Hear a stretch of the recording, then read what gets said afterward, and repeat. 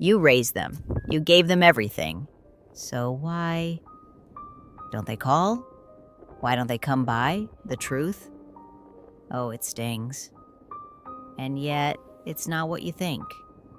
If you're over 60 and find yourself staring at the door, waiting for someone who never knocks, this is for you. Not to shame, not to blame, but to set you free. From a silent heartbreak you never deserved. You know that feeling, that slow, dull hope that creeps in with the afternoon light, the way you keep one ear out for footsteps in the driveway, the way you tidy up the living room, just in case. Yeah, that just in case feeling. But days pass, then weeks, and sometimes months. You check your phone, nothing. You scroll through old pictures, they're smiling, you're smiling. But something inside you cracks. I used to make excuses for them. Oh, she's busy with work. Oh, he's got the kids. Oh, traffic is just too much this time of year. But you know what hurt most? It wasn't the excuses I gave them. It was the lies I told myself. Because the truth is, I was still holding on to an expectation I hadn't updated since they were 5 years old. When they used to run into my arms just because I walked through the door. But now they have lives I'm not part of anymore. Not really. And that realization hit me one morning like cold water to the face. I remember it like yesterday. I had made tea for two, out of habit, then just sat there, staring at the empty chair. So here's what I learned. Waiting, it's not patience, not when it's based on a fantasy. It's quiet suffering. And after a while, it turns into resentment. I had to admit it.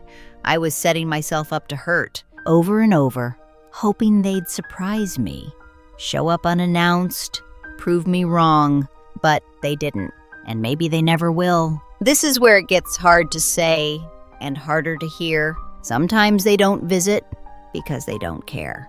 But more often, it's not about love, it's about life. They're overwhelmed. They're juggling work, bills, kids, in-laws, and mental exhaustion. They don't even have a time for themselves, let alone anyone else. And yes, I know what you're thinking. I was busy too, and I still made time for my parents. Same here. But the world was different. Pace was slower. Connections were deeper. Now everything is a race, and we get left behind like the scenery on a highway. But here's the kicker. Most of our kids don't even realize we're hurting. We smile when they call. We say, "Oh, honey, I'm fine." Even when our voice shakes, we lie to protect them from our loneliness. But what if we just stopped pretending? What if we told the truth, kindly? I miss you.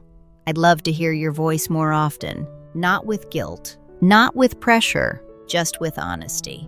Because staying silent, it never worked. And worse, it made the silence louder. Here's where the shift happened for me. I stopped expecting them to visit. Not out of anger, but out of self-respect. I stopped putting my happiness on their calendar. Instead, I asked myself, what would my day look like if I stopped waiting? I started walking every morning, joined a little book club, full of folks just like me, by the way.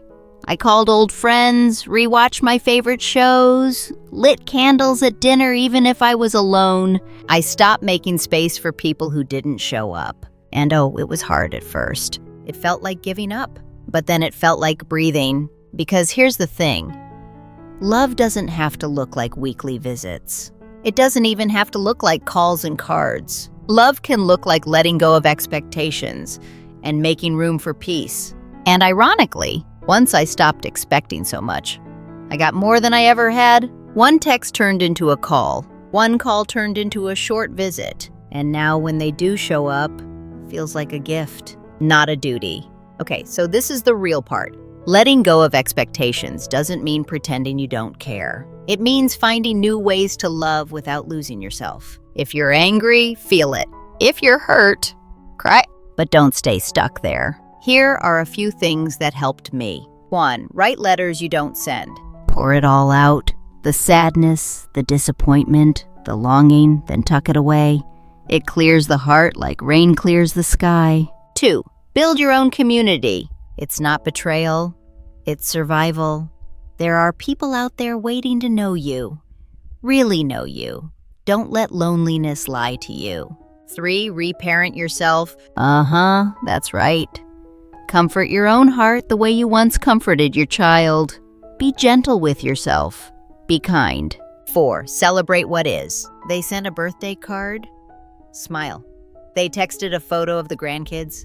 Celebrate it. Take the crumbs and turn them into cake, not because it's enough, but because it's something. And above all, forgive without giving up your dignity. You can stop waiting and still love them deeply.